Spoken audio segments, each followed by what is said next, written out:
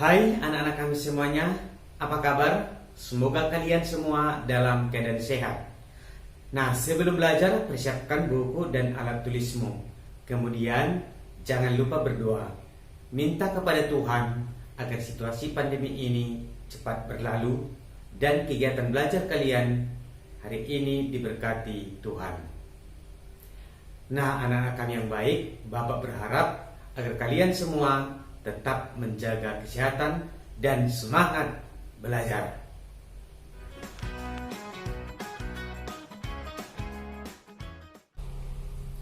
Anak-anak kami yang baik, ada berapa jenis teks yang kalian ketahui? Apa saja itu? Ya, benar.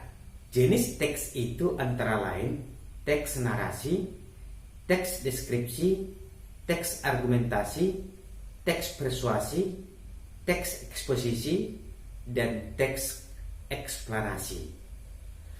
Anak-anak kami yang baik, hari ini kita akan belajar tentang teks eksplanasi ilmiah dari tema 3, subtema 1, pembelajaran 1. Adapun kompetensi dasar yang akan kita capai hari ini adalah 3.2 dan 4.2. Setelah menyimak penjelasan melalui video pembelajaran, nah kalian diharapkan dapat membuat sebuah teks eksplanasi ilmiah dan dapat menggali informasi dari teks eksplanasi.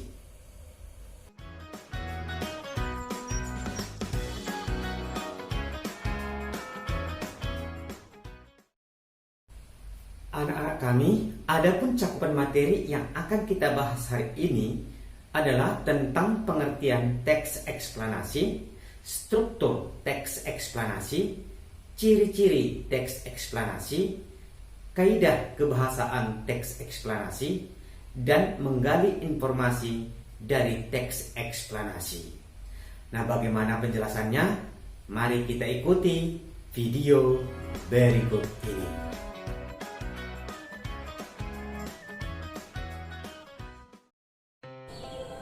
Berbagai benda yang sering dimanfaatkan dalam kehidupan sehari-hari merupakan hasil penemuan. Benda-benda tersebut biasanya diperoleh dari percobaan atau penelitian para ahli.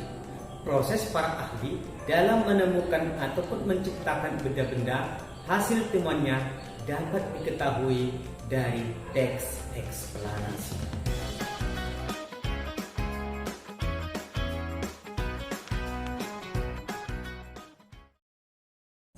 Nah, anak-anak kami, adakah yang pernah mendengar teks eksplanasi sebelumnya? Nah, kalau belum, kalian pasti pernah mendengar kata explain. Nah, apa artinya explain? Apakah ada yang sudah tahu? Nah, jadi explain dalam bahasa Inggris diartikan ke dalam bahasa Indonesia artinya adalah menjelaskan. Nah, jadi explanation adalah penjelasan. Diahli bahasakan dalam bahasa Indonesia menjadi eksplanasi. Nah, apa itu teks eksplanasi? Nah, teks eksplanasi adalah teks yang menjelaskan atau yang berisi tentang penjelasan. Nah, sebelum kita lanjutkan penjelasan mengenai teks eksplanasi, kita terdahulu harus memahami tujuan dari teks eksplanasi.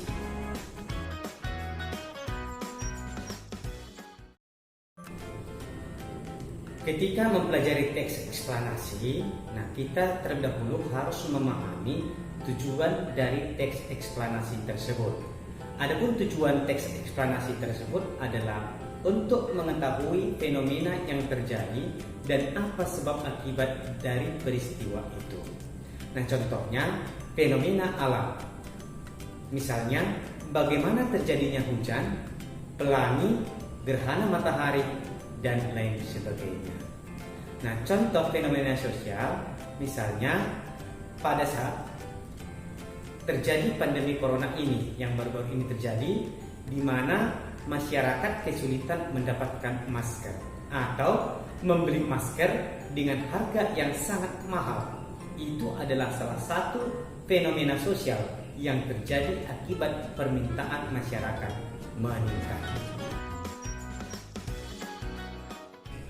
Nah, sekarang kita akan membahas tentang pengertian teks eksplanasi. Teks eksplanasi adalah teks yang berisi tentang proses, mengapa dan bagaimana suatu peristiwa alam, ilmu pengetahuan sosial, budaya, dan lainnya bisa terjadi beserta sebab dan akibatnya.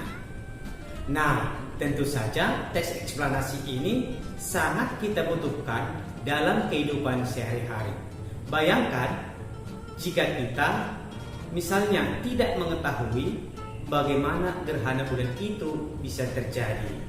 Nah, kita bisa-bisa seperti orang zaman dahulu, mengetahui gerhana bulan karena seekor naga yang sedang memakan bulan tersebut. Jadi bulannya itu semua tertutup. Nah, itu kan tidak betul.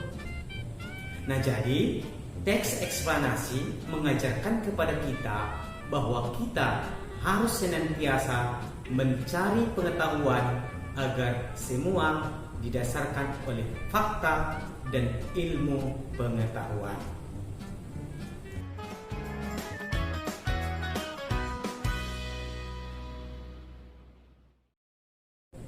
Untuk fenomena sosial juga seperti itu.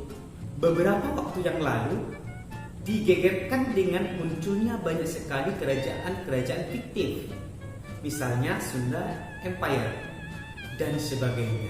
Nah, jika kita tidak mengetahui asal-usul seluk-beluk fenomena tersebut, nah bisa-bisa kita nanti kena hoax atau berita yang tidak tepat. Nanti ujung-ujungnya malah kita pengikutnya. Bagus. Jadi, teks eksplanasi sangat penting dalam kehidupan kita. Makanya, di bahasa Indonesia diajarkan bagaimana cara membuat teks eksplanasi yang baik dan benar, yang bisa diambil banyak orang manfaatnya.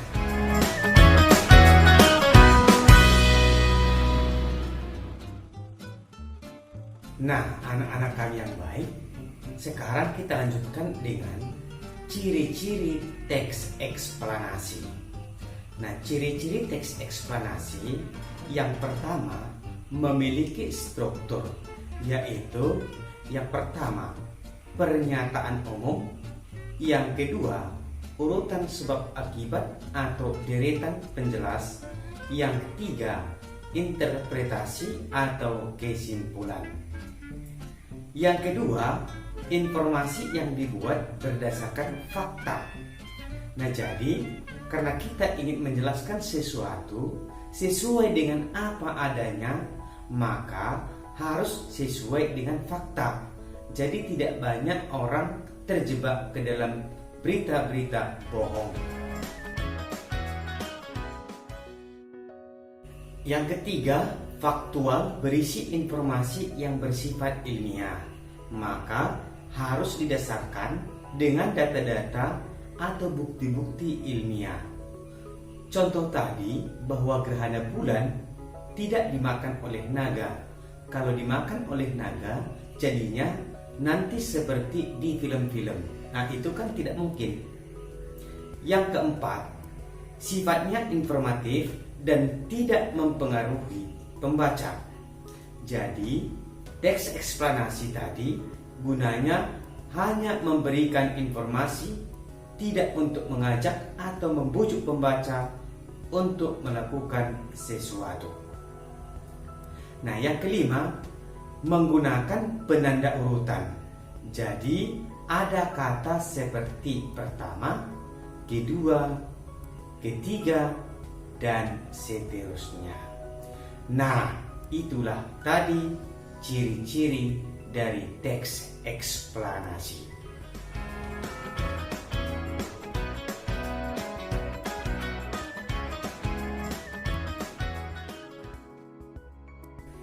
Anak-anak kami yang baik, nah sekarang kita lanjutkan dengan struktur teks eksplanasi. Nah, struktur teks eksplanasi ada 3, Nah, yang pertama, pernyataan umum. Pada pernyataan umum ini berisi tentang topik atau materi yang ingin disampaikan dalam teks tersebut. Biasanya pernyataan umum itu seperti pembuka. Di situ dijelaskan terlebih dahulu gerhana matahari itu apa atau fenomena sosial masyarakat yang berlomba-lomba membeli sesuatu, dijelaskan dulu biasanya.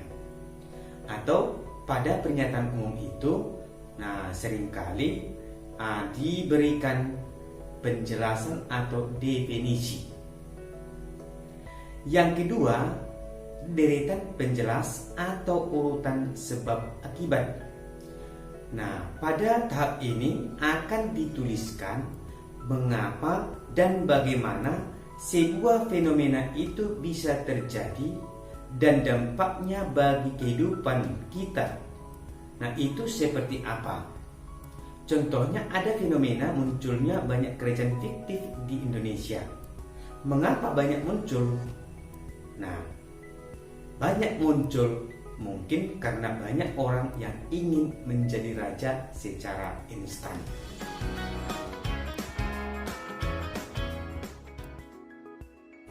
Di dalam struktur urutan sebab akibat ini akan dijabarkan secara detail bagaimana fenomena tersebut bisa terjadi.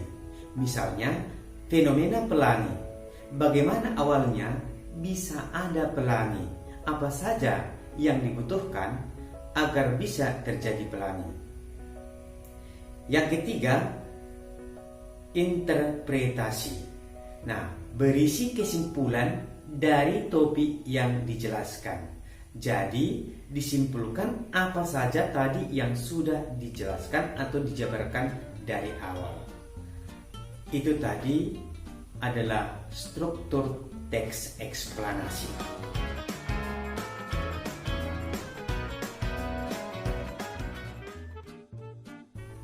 Sekarang bagaimana kaidah kebahasaan teks eksplanasi? Kaidah kebahasaan teks eksplanasi yang pertama, fokus pada hal-hal umum atau generik.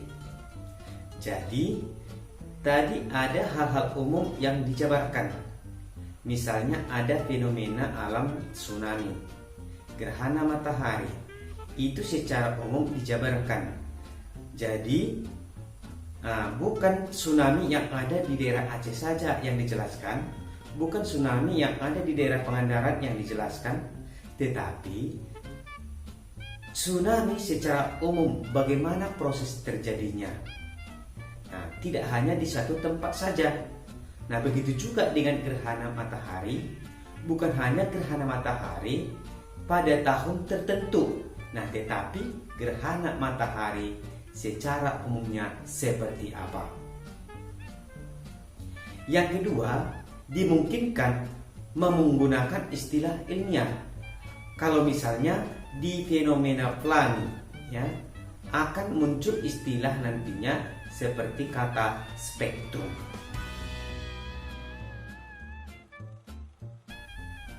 Tiga, menggunakan konjungsi atau kata penghubung waktu dan kausalitas atau sebab akibat. Sesuatu yang diterangkan berdasarkan sebab akibat itu benar adanya. Bagaimana contoh konjungsi waktu?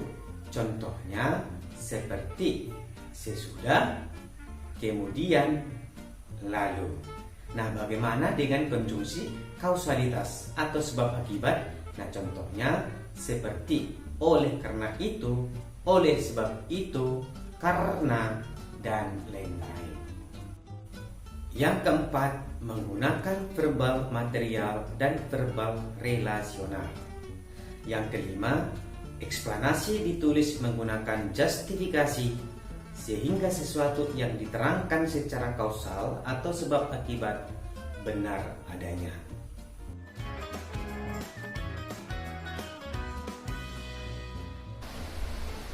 Anak-anak kami, setelah memahami teks eksplanasi, sekarang perhatikan contoh menggali informasi dari teks eksplanasi.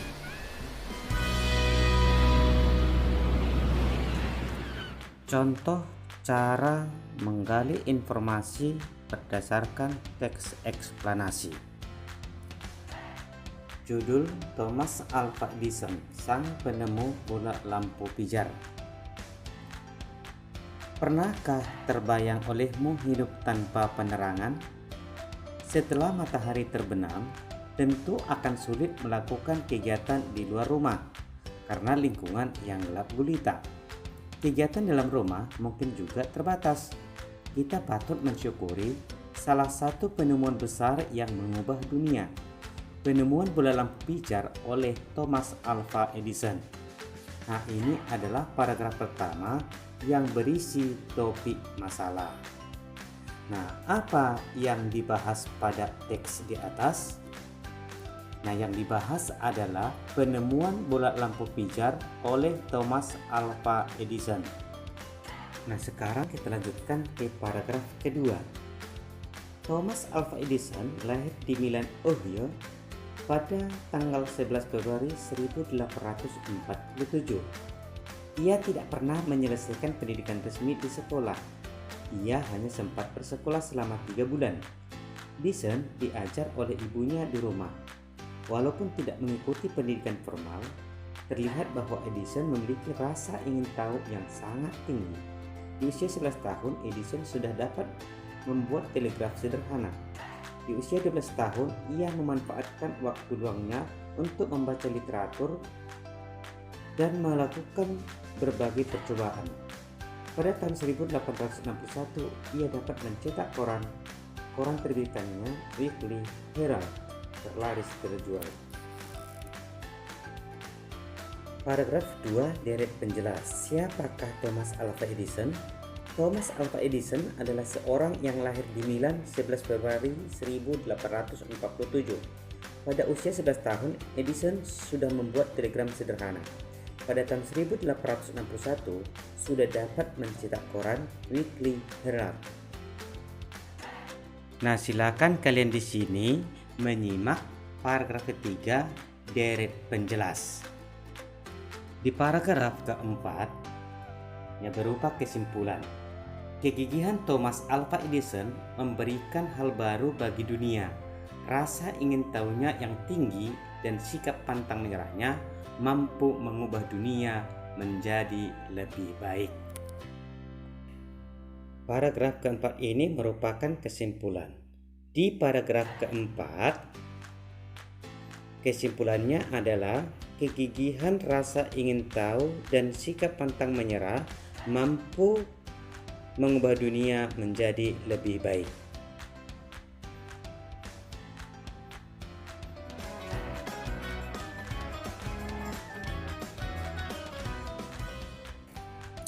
Jadi informasi yang diperoleh dari teks Thomas Alva Edison adalah Thomas Alva Edison penemu bola lampu pijar. Thomas Alva Edison adalah seorang yang lahir di Milan 11 Februari 1847. Pada usia 11 tahun, Edison sudah membuat telegram sederhana. Pada tahun 1861, sudah dapat mencetak koran Weekly Herald. Berawal dari keinginan Thomas untuk membuat dunia menjadi terang. Kemudian beliau melakukan percobaan selama 2 tahun dan pada tahun 1879 berhasil menemukan lampu pijar listrik pertama. Kegigihan, rasa ingin tahu, dan sikap pantang menyerahnya mampu mengubah dunia menjadi lebih baik. Nah, itulah informasi yang bisa diperoleh dari teks eksplanasi tersebut. Demikianlah penjelasan tentang teks eksplanasi. Mudah-mudahan apa yang disampaikan dapat kita pahami dan dapat kita terapkan dalam kehidupan sehari-hari.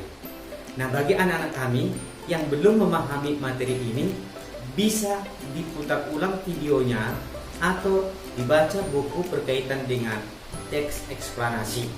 Mudah-mudahan kita dapat membuat teks eksplanasi dengan baik. Untuk meningkatkan pemahaman kita tentang teks eksplanasi, nah kerjakan halaman 8 buku tema 3 secara individu. Materi kita minggu yang akan datang adalah tentang mengidentifikasi isi dari teks eksplanasi. Sekian dan terima kasih. Salam sehat.